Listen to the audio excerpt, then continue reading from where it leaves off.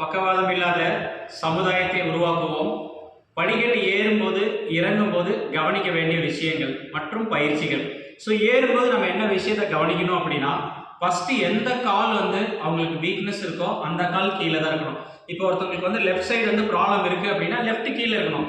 ரைட்ல தூக்கி வச்சுட்டு மெல்ல லோடு போட்டு அப்புறம் இந்த காலை தூக்கி வைக்கணும். நிறைய பேர் என்ன பண்ணுவாங்க, ஃபர்ஸ்ட் இந்த காலை வச்சுட்டு சேம் டைம்ல அடுத்து இந்த காலை வைக்கிறது என்னன்னா, அது அட்வான்ஸ்டா பண்ணும்போது ஈஸியா இருக்கும்.